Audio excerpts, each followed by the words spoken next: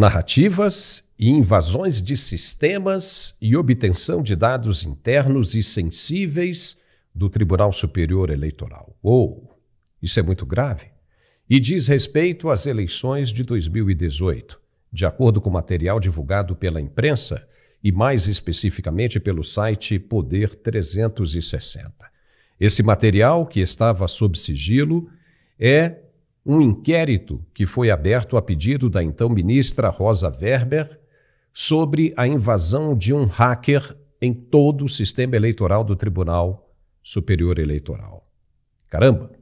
Vamos analisar isso com mais profundidade depois do recado de nosso apoiador. Se liga aí no que ele tem a dizer, que a gente volta logo depois para tratar deste assunto e de outros bem interessantes também.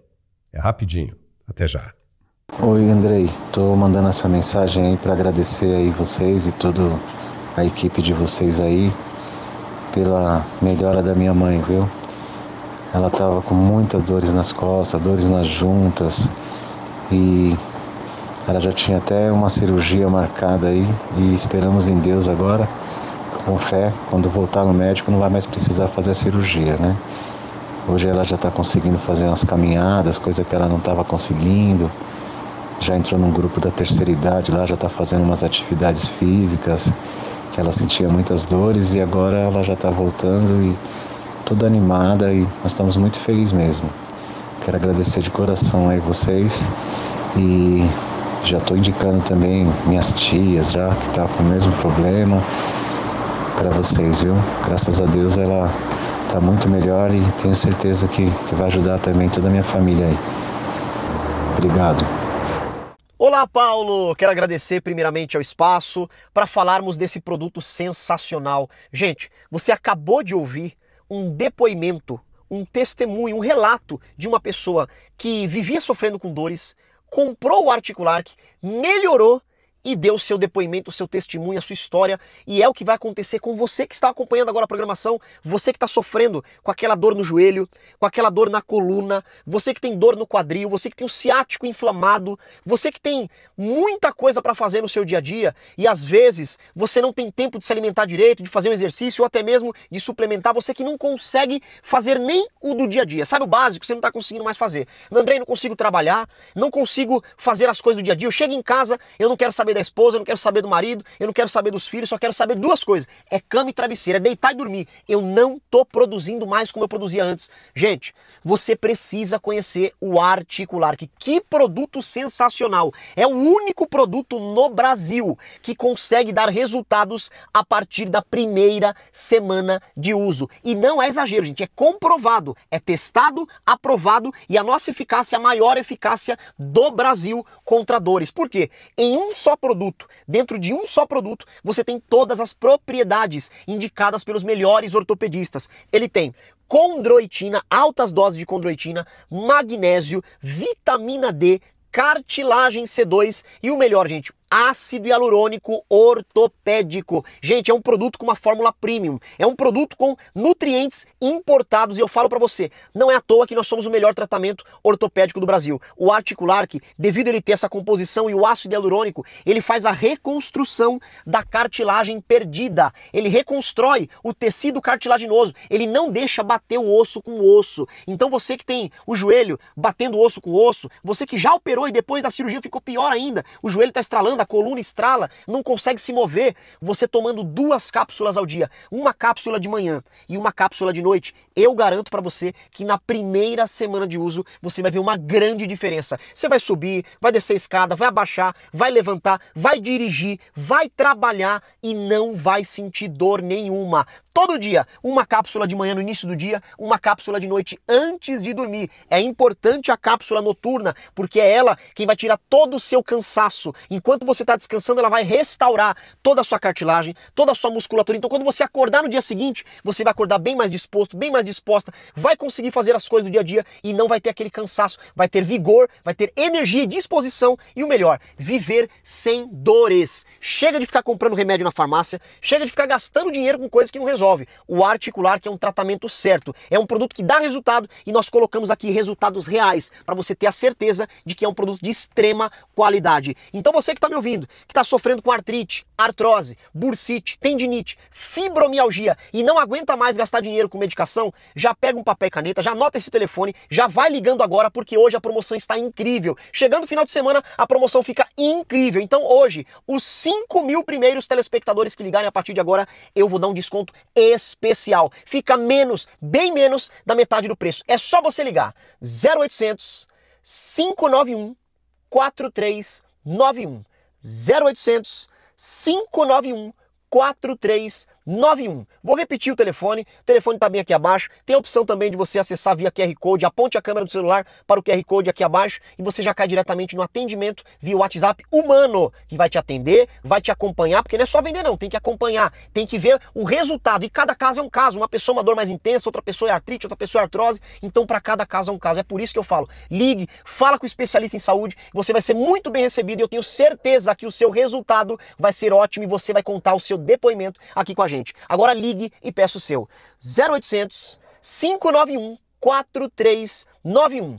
0800 591 4391. E para quem ligar agora, além de tudo, ainda ganha de presente o nosso Ora Pronobis, que é ótimo para diabetes, pressão alta, colesterol. Ganha também 2 aparelhos de massagem profissional, o tapete massageador contra varizes e a pistola massageadora. E junto, recebe 2 pomadas, a pomada diurna e a pomada noturna, que também tem ácido hialurônico. Gente, é produto de extrema qualidade para você ter resultado rápido, porque quem tem dor tem pressa. E se você tem pressa, ligue agora, 0800 591 4391. E para finalizar, Paulo, ligou agora, recebe em casa pagamento só pro mês que vem. Recebe, melhora e pague depois. 0800 591 4391, Paulo! Já estamos de volta com o nosso programa de análises e opiniões aqui no Mundial Telenotícias. O que estamos vendo na atual conjuntura brasileira é um tremendo fogo cruzado em campo de batalha ferrenha, onde desesperados cometem erros de estratégia, claramente induzidos pelo fervor dos sentimentos que afloram a pele, em função das possibilidades que se aproximam. Acaba de vazar informações bem cabulosas com relação ao que dizem ser uma estrutura intransponível das tais caixinhas mágicas. Um dia antes da suspensão do sigilo do inquérito da Polícia Federal sobre os supostos atos golpistas do dia 8 de janeiro, o ex-presidente Jair Bolsonaro falou do que chegou ao ouvido dele a respeito das eleições de 2018. Foi uma revelação estrondosa quando ele pediu que a imprensa fosse atrás da informação que ele estava passando. E adivinha o quê?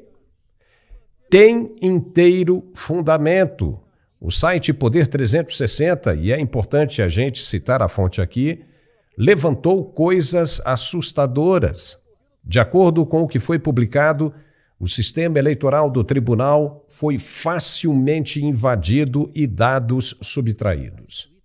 O fato está documentado por meio de um ofício enviado pela então presidente do tribunal, ministra Rosa Weber, ofício esse de número 5825, enviado diretamente do gabinete dela para a Superintendência de Polícia Federal em Brasília. Nesse ofício, a ministra pede a abertura de inquérito para apurar a invasão e roubo de dados. O ofício traz a informação de suposta invasão de sistemas e bancos de dados do Tribunal Superior Eleitoral com acesso e divulgação de informação sigilosa do TSE. E aí, com base nesse ofício e ordem da ministra, a polícia, claro, abriu o inquérito de número 1361 de 2018. Está aí para quem quiser ver e antes que volte a ser sigilo novamente. A Polícia Federal então resolveu instaurar esse inquérito para apurar possível ocorrência do delito previsto no artigo 154-A, parágrafo 3º do Código Penal, que diz o seguinte: se a invasão resultar a obtenção de conteúdo de comunicações eletrônicas privadas, segredos comerciais ou industriais, informações sigilosas assim definidas em lei, ou o controle remoto não autorizado do dispositivo invadido. Está na lei. Isso teria acontecido e um cidadão supostamente de TI do tribunal, é o que consta em um dos anexos do inquérito da Polícia Federal, confirmou que o software JEDI e a intranet do tribunal teriam sido invadidos. O cidadão, então, faz a seguinte pergunta e revelação a uma outra empresa de tecnologia. Abre aspas. Olá, esqueci de incluir o texto que acompanhou os documentos explicando como foi realizada a invasão ao JEDI e à intranet do tribunal. Devido às falhas e vulnerabilidade e aplicações desenvolvidas pelo próprio Tribunal Superior Eleitoral, acabei obtendo acesso remoto aos equipamentos ligados à rede. Desta forma, tive acesso à rede interna, à intranet, e por vários meses fiquei explorando a rede, inclusive entrando em diversas máquinas diferentes do Tribunal Superior Eleitoral em busca de compreender o funcionamento do sistema de votação. Com isso, obtive milhares de códigos-fontes, documentos sigilosos e até mesmo credenciais, sendo o login de um ministro substituto do TSE e diversos técnicos, alguns sendo ligados à alta cúpula da tecnologia de informação do Tribunal Superior Eleitoral, ligada ao pai das urnas, o senhor Giuseppe Giannino. Fecha aspas. Caramba! Isso foi divulgado pelo site Poder 360. E o senhor Giuseppe Giannino estaria lotado no gabinete do ministro Luiz Roberto Barroso, segundo o que foi publicado. O cidadão que fez essas revelações seria o tal hacker que invadiu o sistema e que teria confirmado depois que o Departamento de TI do Tribunal identificou que havia algo errado, mas que as medidas de segurança adotadas não foram suficientes para impedir que ele continuasse agindo e obtendo informações sigilosas. Outro veículo de imprensa, a Rádio Auriverde, também fez uma extensa referência sobre esse novo episódio há cerca de 2 dias. E é muito sério. É necessário saber se as informações foram levantadas depois da suspensão do sigilo, porque, se foram, essas informações que o ex-presidente usou na reunião com os embaixadores e que causou a inelegibilidade dele, se no momento em que elas foram levadas ao conhecimento desses embaixadores não estavam sob o sigilo de justiça, então a inelegibilidade do ex-presidente perde todo o sentido e qualquer valor jurídico. É óbvio. Com base nessa nova realidade, vários parlamentares estão se mobilizando em Brasília. O deputado federal Nicolas Ferreira, por exemplo, do PL de Minas Gerais, anunciou que vai utilizar a Lei de Acesso à Informação para obter mais detalhes sobre esse inquérito da Polícia Federal de número 1361, instaurado em 2018 durante a gestão da ministra Rosa Weber no Tribunal Superior Eleitoral. Nicolas Ferreira acredita que o conteúdo pode ajudar a reverter a inelegibilidade do ex-presidente, argumentando que as informações reforçariam as denúncias sobre a parcialidade do TSE nas eleições já de 2022 e a insegurança do sistema eleitoral brasileiro. Viu como isso ainda vai render muito? Se o inquérito está lá, e se o pedido da ministra consta mesmo, como foi publicado primeiramente pelo site Poder 360, então lascou de vez para o sistema. Talvez isso explique a ferocidade com que os dois lados estão se degladiando na arena política nacional. Daqui a pouco, nós vamos voltar a falar deste assunto com o nosso jurista André Marcília. Nós vamos entender, do ponto de vista da lei, como pode terminar essa disputa. Fica por aí, que a gente volta logo depois do recado de nosso apoiador. Até já. Olha, é sempre um prazer falar com você e trazer um tratamento incrível, porque a gente sabe que o homem passa por muitas dificuldades no dia a dia. É o trabalho, o estresse, a rotina, o trânsito, isso daí deixa qualquer homem muito cansado. E o Max Viril em uma cápsula é uma explosão de vitalidade. O Max Viril Premium tem ajudado muitos homens a tratar, Paulo, ejaculação rápida. A gente sabe que isso aí é um constrangimento. O homem prepara aquele tempo especial, fica preparado, tem vontade, mas não adianta ter vontade de entrar despreparado, porque aí 5, 10, 15 minutos, pronto, acabou. E o Max Viril Premium, gente, a primeira coisa que ele vai fazer é prolongar o seu tempo de ação, aumentar a resistência, ou seja, você consegue ter o controle do seu corpo, o controle da ereção, consegue namorar por mais tempo sem falhar, sem nenhum constrangimento, e é natural, principalmente porque o homem depois dos 30 anos, Paulo, ele também tem uma queda muito grande de testosterona. Isso vai influenciar até no seu emocional. Você que está acompanhando o programa, quantas vezes você já não acordou do nada, assim, deprimido, cansado, mesmo depois de dormir? Pois é, não é normal. A testosterona cuida de tudo isso. E o Max Viril Premium estabiliza a sua testosterona. Você que passa por estresse, ansiedade, ele diminui a ansiedade também. E isso vai ajudar muito no seu dia a dia. É uma explosão de vitalidade, traz de volta aquela eletricidade sexual. E o principal, além do controle da ejaculação, você consegue ter mais desempenho, 10 vezes mais potência. Às vezes você acha que não precisa. E aí tomou Max Viril, ele destrava o seu corpo para você atingir o máximo de potência. Ele vai trabalhar cada terminação nervosa, todo o corpo cavernoso. Eu até brinco falando que é a academia ali do Melhor Amigo, porque ele trabalha o fortalecimento muscular. Isso é muito importante. Ele bombeia mais sangue para o órgão genital e isso vai trazer sensação de volume, muito mais desejo. O apetite sexual é incrível e é natural. Faz o seguinte, já anota o seu telefone. 0800 323 0090. Anota o telefone. 0800 323 0090. Salva aí o telefone, tira um print aqui do GC e aproveita, ó. Tomando todos os dias o Max Viril Premium, ele vai melhorar todo o fluxo sanguíneo masculino. Isso é importante para quem tem problemas circulatórios. Ele vai trazer dentro da cápsula aquela dose extra de energia, mais concentração, principalmente para quem sempre, Paulo, promete que precisa tirar aquela academia do papel, precisa fazer um exercício físico para melhorar a saúde, aquele jogo de futebol com os amigos. Pois é, com o nosso Max Viril Premium você tem mais vitalidade, mais vigor, você acorda diferente. E tudo isso de uma forma muito rápida. É tão concentrado e tão forte, ele é tão rápido porque você não precisa tomar todos os dias. Uma cápsula a cada 3 dias é o resultado que você precisa. Não é incrível? Se você quiser tomar todos os dias, pode. Mas uma cápsula a cada 3 dias é o suficiente, porque ele é forte, concentrado e ainda tem nanotecnologia. Faz o seguinte, invista em você. Se você ligar agora, presta atenção, ó. 0800 323 0090.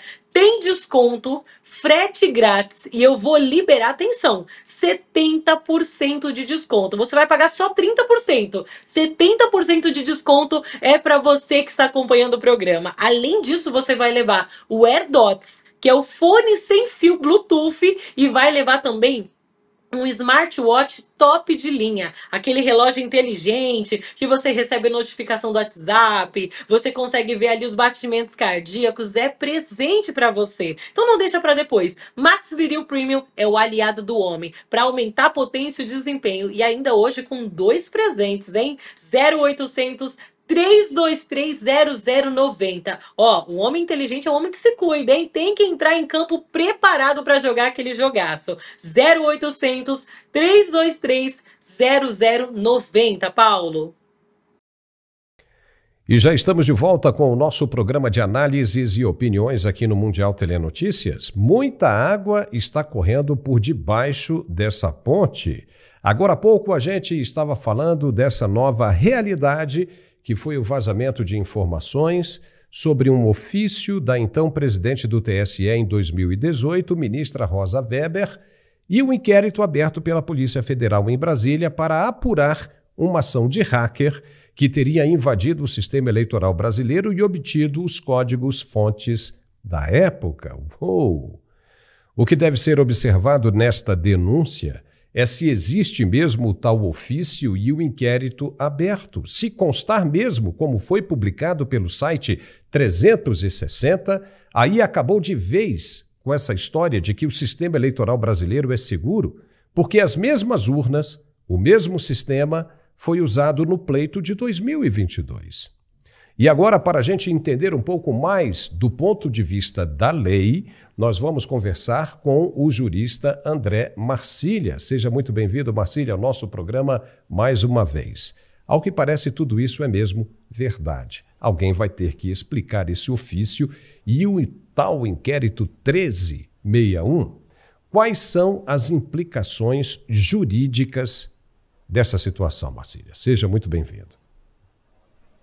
Obrigado, cumprimento a você, toda a audiência. Olha, a gente precisa realmente ter acesso a essas informações. Eu acho que o que é mais grave é isso ser cavado, né, sempre e não informado. A gente está sempre à beira disso. Todas as informações que nos chegam sempre a conta-gotas ou editadas e selecionadas pelo poder. Nós temos o direito, e eles têm o dever, de prestar contas e informações à população. Quer dizer, essa conversa de que há uma infalibilidade, nada é infalível em momento algum do mundo, em qualquer assunto é possível e deve ser debatido e exposto a todos nós. Agora, se está sendo feita uma narrativa para as pessoas de que o nosso sistema eleitoral ele é infalível, por mais que isso seja meio mágico, e por outro lado, há uma investigações secretas sobre isso, isso é muito grave. Isso é muito grave. Eles não podem estar contra as pessoas, eles têm de estar a favor. São funcionários do povo e isso precisa ser urgentemente explicado.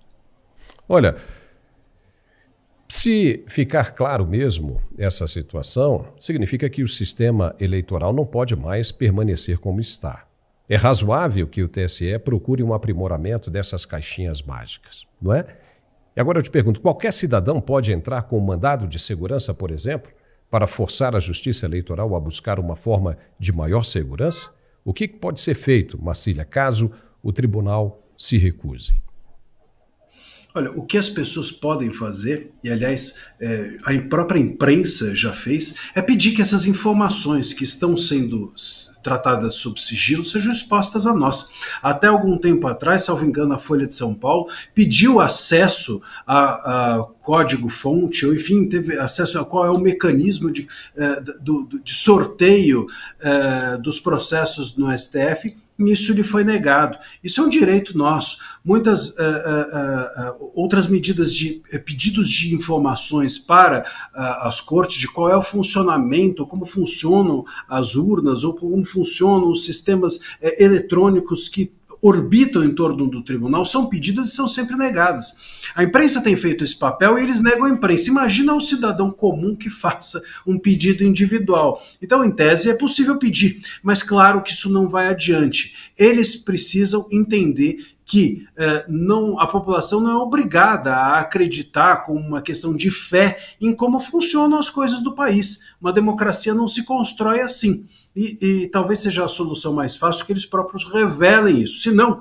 eu creio que um caminho a se tornar isso público é que, pela lei de acesso à informação, em tese, é possível que qualquer cidadão solicite as informações que hoje estão sob sigilo, sobre questões de interesse coletivo, e isso poderia, em tese, ser revelado. A gente sabe que não é assim, mas esse seria o caminho mais adequado, pela lei de acesso à informação. Agora você mesmo falou isso aí, que num passado não muito distante, a Folha de São Paulo pediu acesso à lei de informação e acabou sendo negado esse acesso. O deputado Nicolas Ferreira já disse que vai recorrer à Lei de Acesso à Informação para pegar mais detalhes desse processo, desse inquérito 1361 e inclusive do ofício da ministra, o 5825. Agora, Se eles negarem o acesso à informação, sendo que existe uma lei, isso tem algum respaldo legal? Não tem, mas infelizmente nós estamos diante de uma corte que é a última palavra na interpretação da lei. Então, quando eles dizem que não é possível, a gente vai ter de entender que a lei é assim ou deve ser assim interpretada. Ou quando eles dão a palavra final, enfim, a partir dali não cabe mais recurso. Infelizmente a gente está um pouco sequestrado em relação a nossas possibilidades recursais no momento em que nós temos como a própria corte contra os nossos direitos, né? A gente pede algo, eles negam, enfim, o que fazer? Vai reclamar para o bispo, como diziam antigamente? Não tem a quem recorrer, eles são a última instância, são a última palavra da interpretação, por exemplo, inclusive da lei de acesso à informação. Então, quando eles desvirtuam o espírito dessas leis, ou quando eles impedem que esses processos sejam procedentes, ou enfim, que eles nos deem esse direito, a gente fica de mãos atadas, porque eles deveriam ser aqueles que guardam o nosso direito, mas não os que negam o nosso direito. Tem sido, infelizmente, assim, e isso faz com que a gente tenha, então, como último recurso, solicitar ou esperar que o legislativo tome a nossa frente e represente a nossa coletividade, fazendo com que esses enfrentamentos passem da área jurídica para a área política.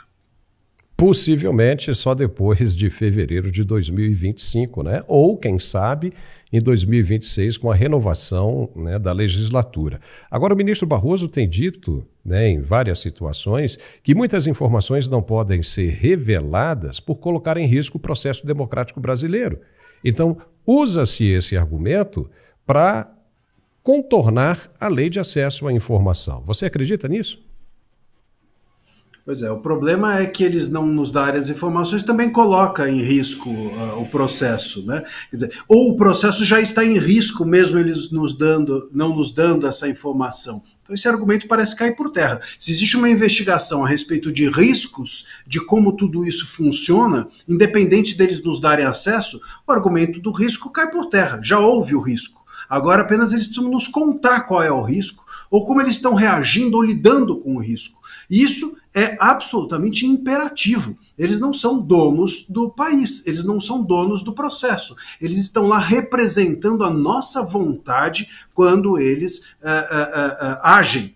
Né?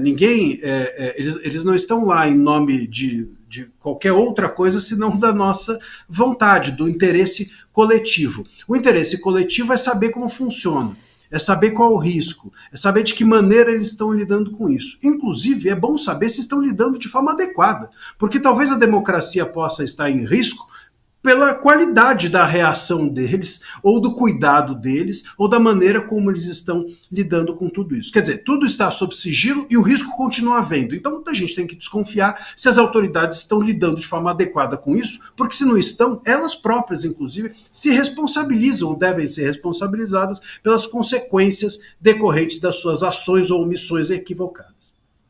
E o sigilo desse processo que trata do suposto golpe do dia 8 de janeiro, foi suspenso e aí muita coisa veio à tona e que nos pareceu até mesmo ser fantasioso demais. Na sua opinião, como é que você está vendo essas revelações de que o golpe teria sido dado e de que o ex-presidente Bolsonaro estaria aí claramente envolvido? Isso, até a presente data, pelo que nós vimos ali, não pareceu também ainda estar no campo das suposições? Sem dúvida alguma. Aliás, nós estamos no campo das suposições, porque o indiciamento, o que é o indiciamento? Que é o que aconteceu agora há pouco. O indiciamento é você formalizar que existe uma investigação. Então é só isso. O que está sendo, portanto, feito agora é assim, as autoridades dizerem, realmente nós estamos investigando essas pessoas. Ponto. Só isso. Então a versão que está na mesa é a do acusador. É a mesma coisa se chegar para um palmeirense e perguntar como é que, para ele, como foi o jogo com o Corinthians. É claro que ele vai dar uma versão enviesada. Não, contra o jogo contra o Botafogo ontem. contra o Botafogo. Pior ainda, e olha que eu sou palmeirense. Essa versão seria, sem dúvida alguma, contaminada de muita raiva. Mas é isso que está na mesa. A gente precisa agora pegar essa versão que está sendo posta, ainda uma versão provisória, porque, veja, sequer nós temos todas as páginas desse inquérito. É um livro faltando páginas. Tem algumas delações que não foram postas em público ainda. Nós não temos conhecimento do todo das investigações. E as investigações também não terminaram.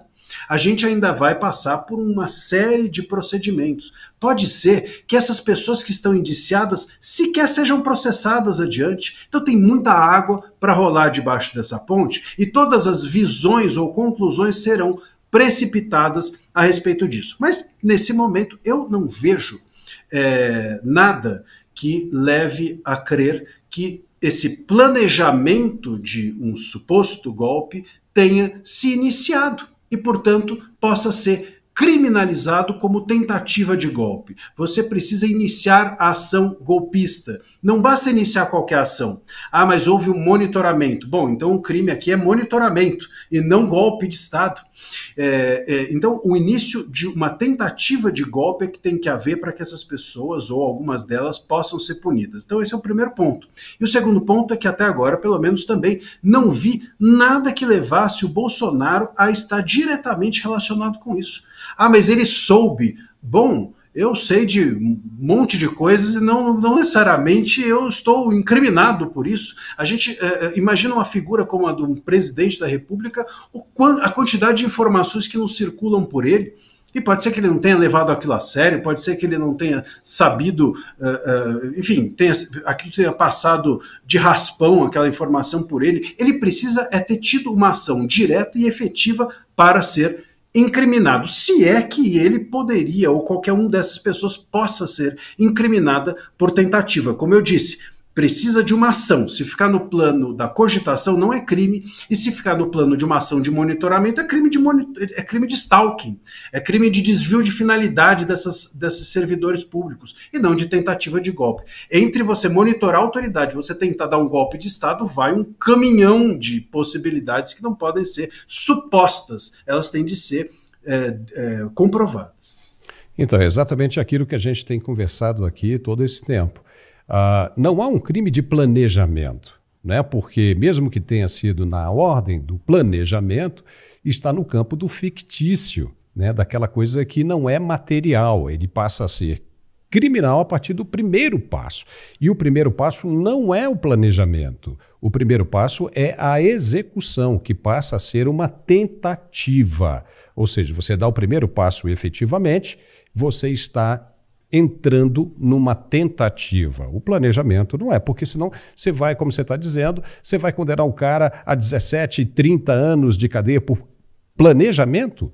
E veja o que pode acontecer isso, né? A jurisprudência é extremamente perigosa. Vou lhe dar um exemplo. Eu sou roteirista de cinema, eu tenho vários roteiros escritos. O que vai acontecer? Dentre eles, né, roteiros, né, de assalto a bancos e operações, né, extremamente mirabolantes.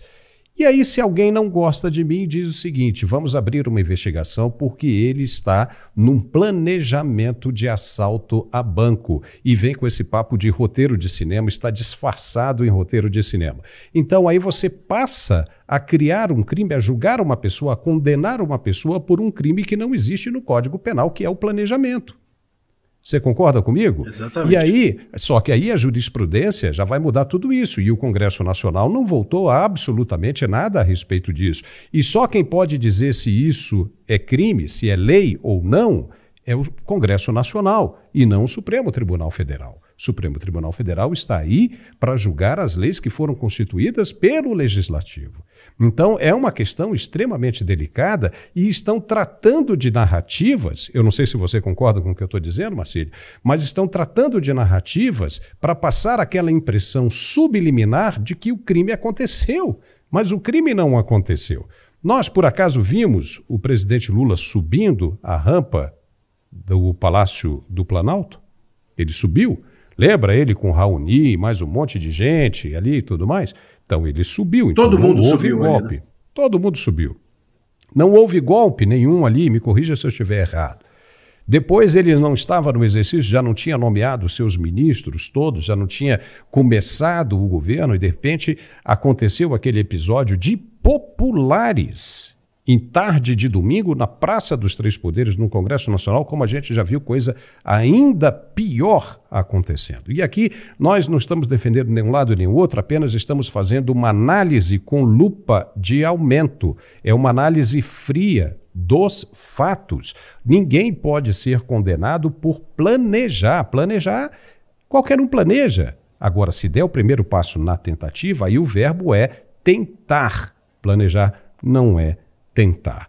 E vou dizer uma coisa, com base nisso, surgiu aquela conversa de que o ministro Alexandre de Moraes não poderia participar, né, do julgamento desse processo por ser uma parte envolvida. Você viu que ele citou, né, na terceira pessoa o nome dele por 44 vezes. Em fevereiro desse ano, o presidente da corte, o ministro Luiz Roberto Barroso, disse que não via impedimento nenhum do ministro Alexandre participar desse processo, né?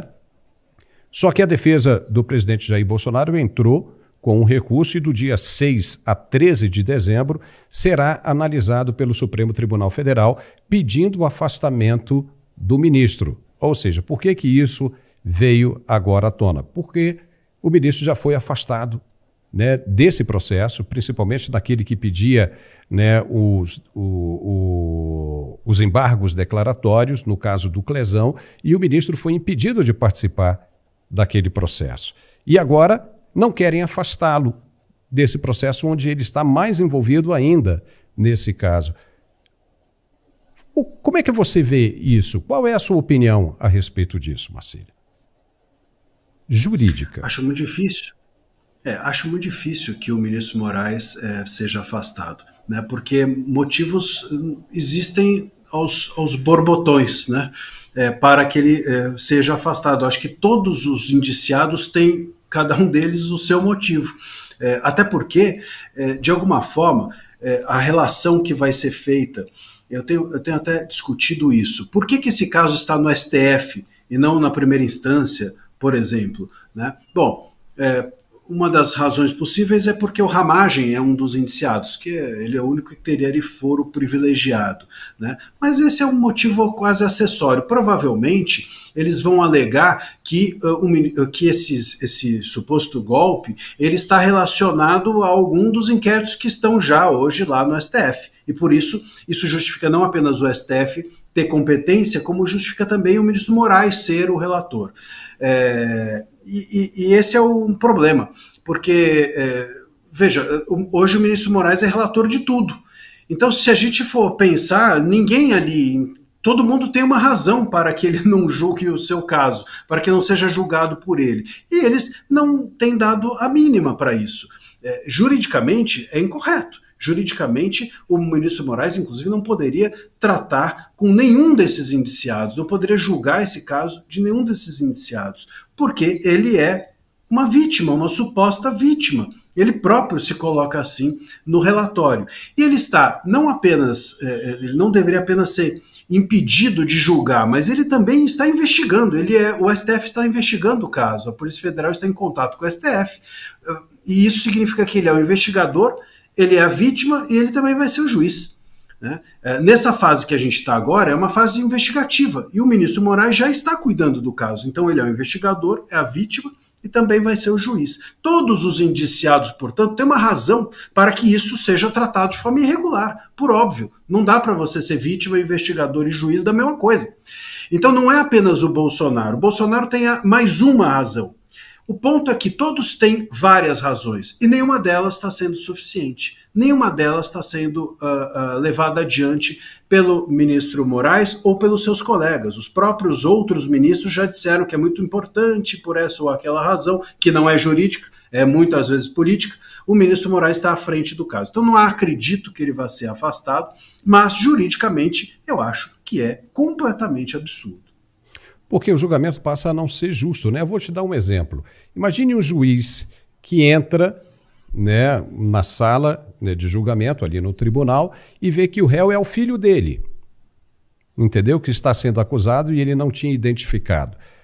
Aí, qual é a possibilidade do julgamento ser justo?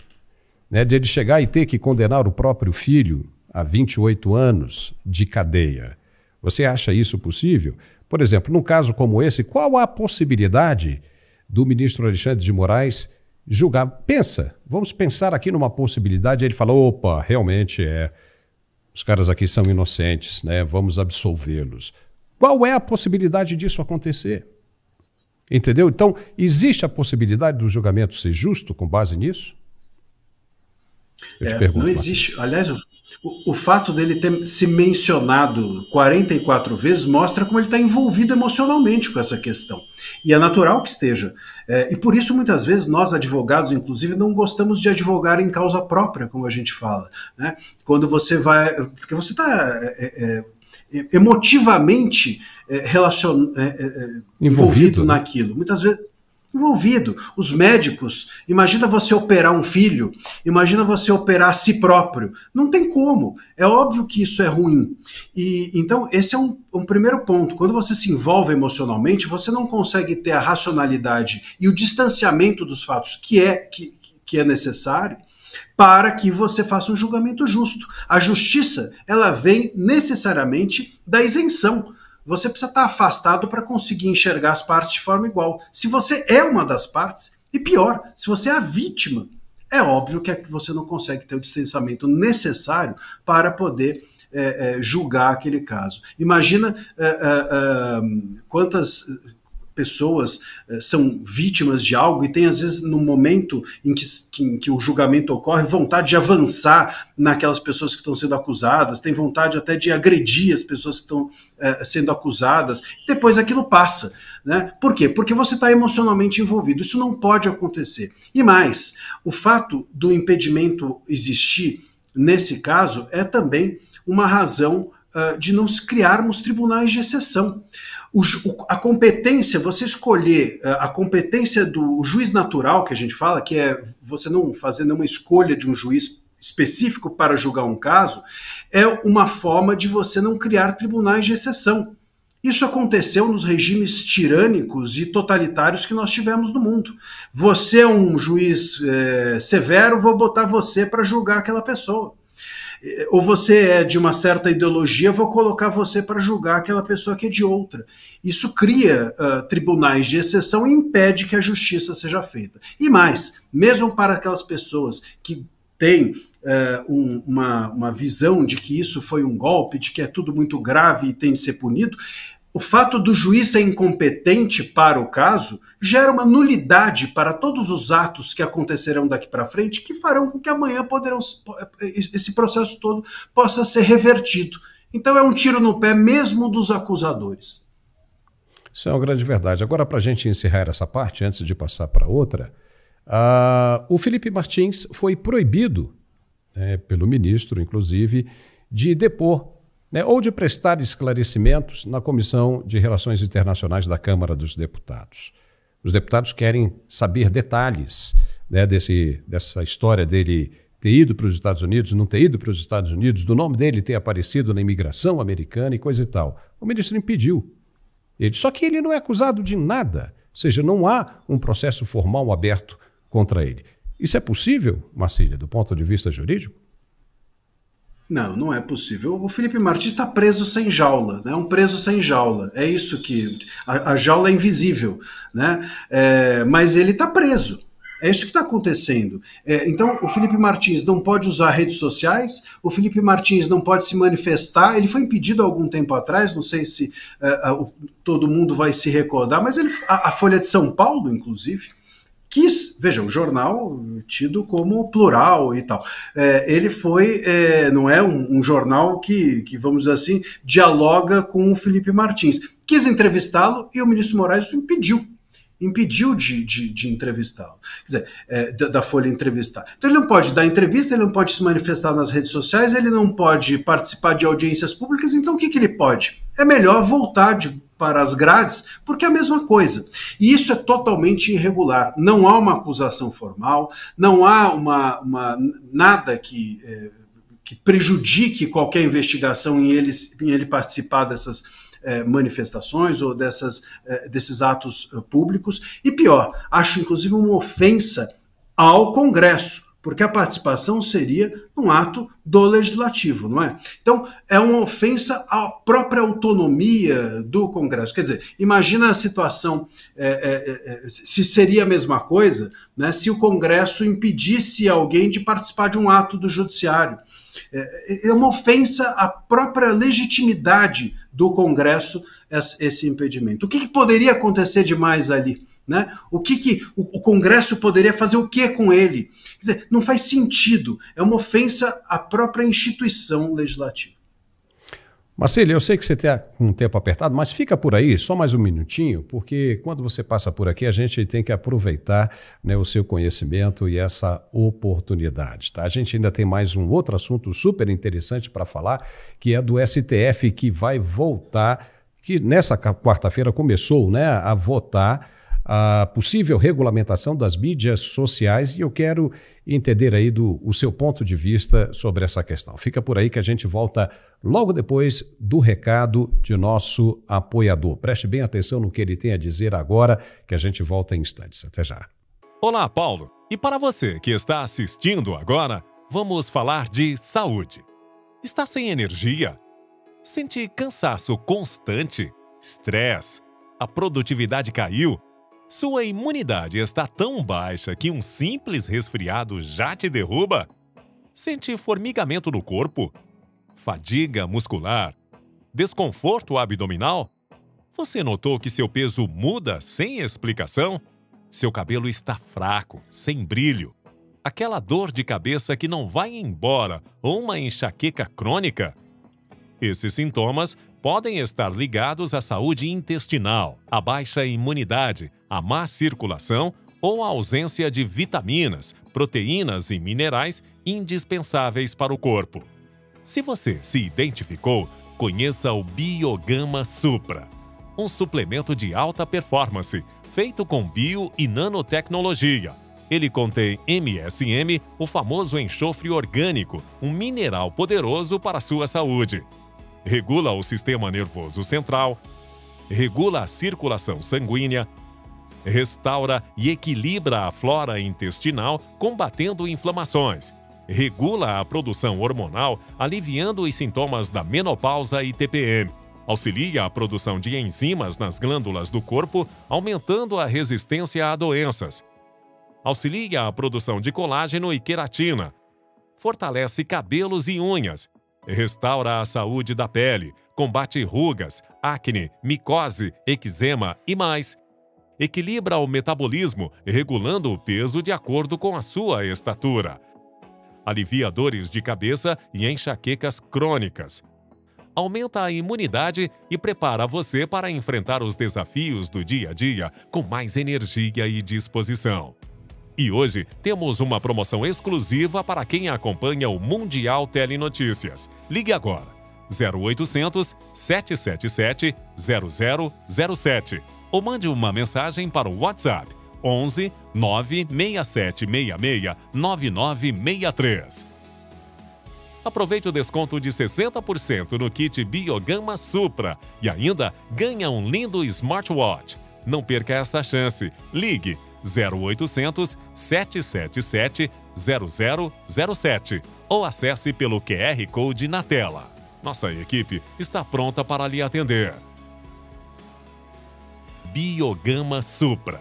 Regula o sistema nervoso central, regula a circulação sanguínea, restaura e equilibra a flora intestinal, combatendo inflamações. Regula a produção hormonal, aliviando os sintomas da menopausa e TPM. Auxilia a produção de enzimas nas glândulas do corpo, aumentando a resistência a doenças. Auxilia a produção de colágeno e queratina. Fortalece cabelos e unhas. Restaura a saúde da pele, combate rugas, acne, micose, eczema e mais. Equilibra o metabolismo, regulando o peso de acordo com a sua estatura. Alivia dores de cabeça e enxaquecas crônicas. Aumenta a imunidade e prepara você para enfrentar os desafios do dia a dia com mais energia e disposição.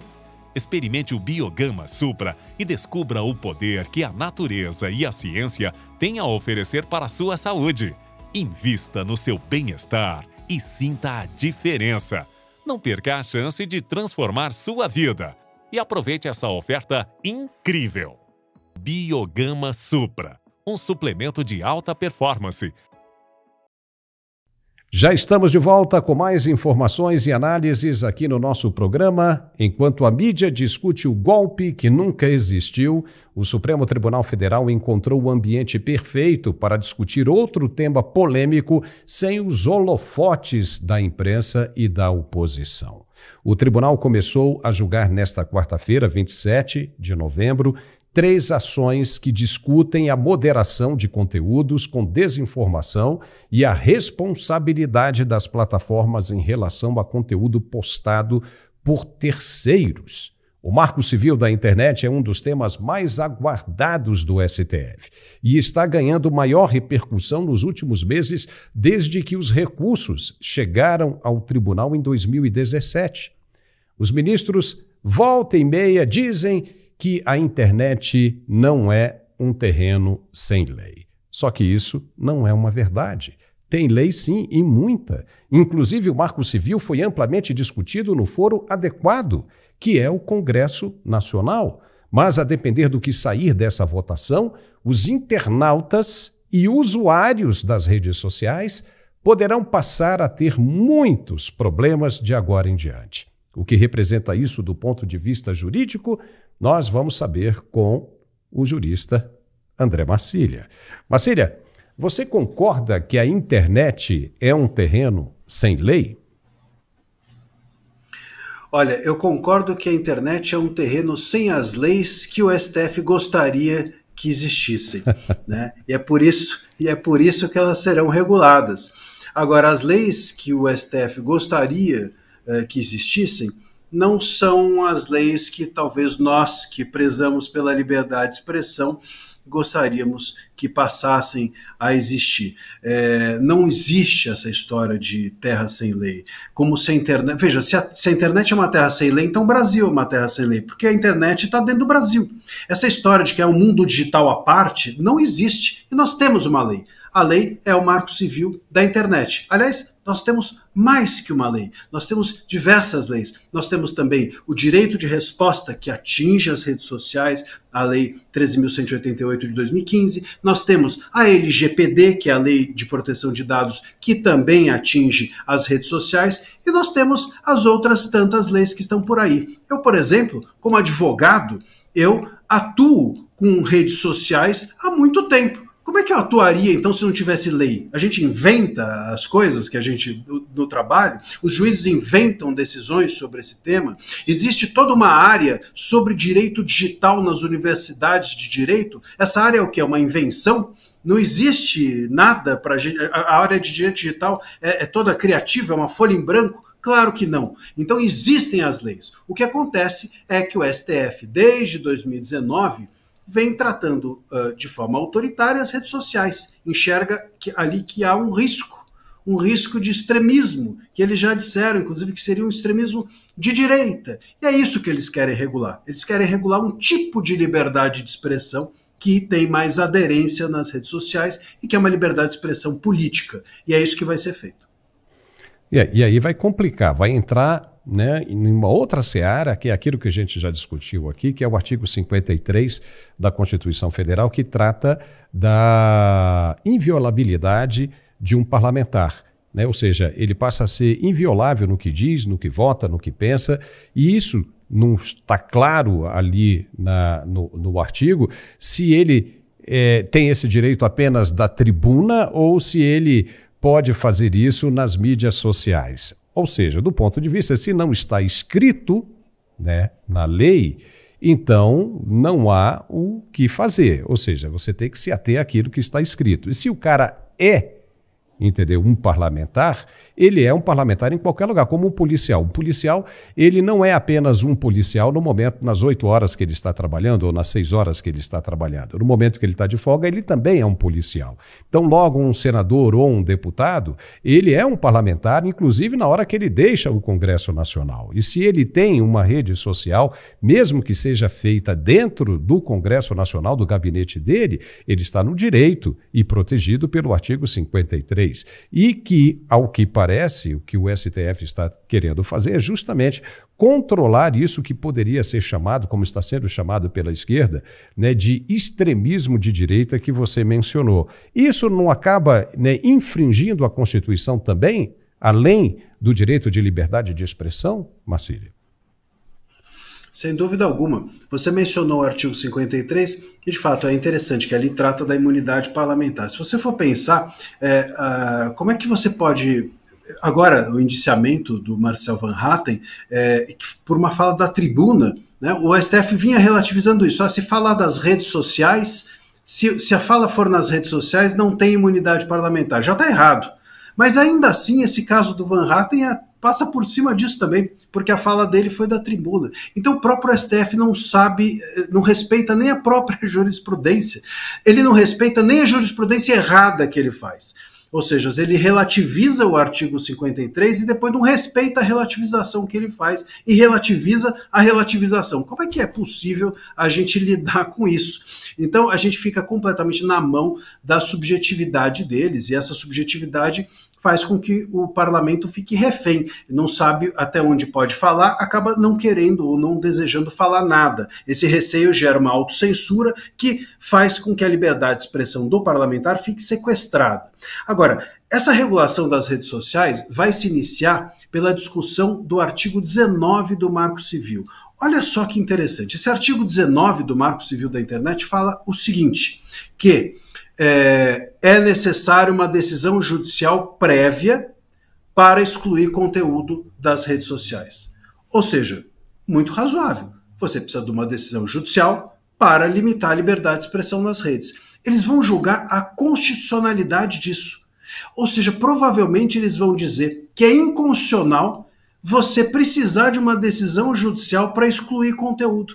Quer dizer, é difícil de explicar para quem nos ouve que o STF vai decidir que é inconstitucional, quer dizer, o judiciário vai decidir que é inconstitucional exigir o judiciário para limitar a liberdade de expressão. O próprio judiciário dizendo que ele não é necessário nas redes sociais para limitar a liberdade de expressão. Quer dizer, é um negócio inexplicável, mas é a partir daí que eles vão começar a regular as redes sociais. Porque se você não precisa de uma decisão judicial, você pode criar ali um manual, entregar para as plataformas e falar assim, é assim que você deve gerenciar os conteúdos. Se as pessoas não cumprirem isso aqui, tira o conteúdo. E se você não tirar, eu suspendo a sua rede, como fiz com o X. É isso que vai ser a regulação das redes. Agora, só que tem um problema aí, né? Essa decisão não será tomada sempre pelo STF. Ou seja, isso vai vir pelos tribunais menores, inferiores, os tribunais de instâncias inferiores. Por exemplo, um juiz de primeira instância vai dizer o seguinte, olha, tem que tirar. Aí o cara vai dizer o seguinte, mas espera aí, nós temos aqui a lei de liberdade, né, de informação e de expressão. O que fica valendo? Fica valendo uma determinação do STF lá em cima que um juiz de primeira instância pode se sobrepor a um artigo constitucional ou à Constituição? Aí vai se recorrer a quem? Eles vão dizer o quê? Não, porque houve um entendimento do STF. Não, mas peraí, pô. Um advogado de defesa vai apresentar, né, a sua argumentação. E aí, como é que vai ficar? Entendeu? O que o juiz vai definir? Ele vai fechar os olhos com relação ao que está na Constituição e entender o que foi determinado pelo STF, naquilo que virou uma jurisprudência? Imagine o tamanho do problema de tudo isso. Para você, inclusive, que é um advogado da área digital, poxa, você vai ter dor de cabeça a dar de pau, né? Vai perder, né, a razão de existência, né, da sua função. As redes sociais elas vão ficar completamente submetidas a uma vontade do STF. Como o STF é a última palavra sobre isso, elas vão tentar fazer aquilo que eles acreditam que o STF gostaria que eles fizessem. O que vai passar a acontecer é uma censura terceirizada. As próprias plataformas vão retirar conteúdo proativamente. E esses conteúdos são quais? Conteúdos que a gente chama de desinformação, discurso de ódio, fake news. O que é isso? Não é nada. Isso não existe. Não existe legislação sobre isso. Então eles vão tirar proativamente esses conteúdos que nenhuma legislação diz o que é, e se não tirarem, se não obedecerem à vontade das cortes, eles serão multados. Então a gente passará a ter aqui as redes sociais, para não serem multadas, querendo agradar o STF e retirando tudo que é polêmico, tudo que é crítico a ministros, tudo que é supostamente contra a democracia. As redes sociais vão ter sob a sua cabeça a delegação da censura. A censura que hoje acontece pelo STF vai passar a ser multiplicada, porque ela também passará a acontecer sendo feita pelas plataformas. Eles ganharam aqui um aliado que, se sair dos trilhos, multam pesadamente. Vamos ver como é que vai ficar isso aí, né? Nesses próximos tempos aí, né? Nós temos mais 2 anos aí de governo, porque tudo isso começou depois que o governo atual assumiu, né? Eu não me lembro, viu, Marcília, da gente ter tido esse tipo de situação no passado, né? Eu digo, depois do advento da internet. A gente nunca viveu isso, né? E, de repente, nós estamos vivendo agora uma situação extremamente complicada e ameaçadora, voltando aos tempos no qual ali Ulisses Guimarães, em 88, né, promulgando ali a nova Constituição, dizia que nós não poderíamos voltar de jeito nenhum. Então, há uma necessidade aí de se observar bem aí os passos que o Brasil está dando para que a gente não acabe entrando numa areia movediça, né? Vai entrando, né, e vai se afundando, sem ter depois como sair.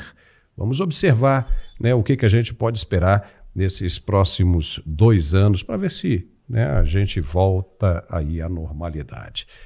Marcília, olha, muitíssimo obrigado aqui por sua participação mais uma vez, sempre brilhante, extremamente esclarecedora, e a gente agradece de novo e até a próxima, viu? Muito obrigado.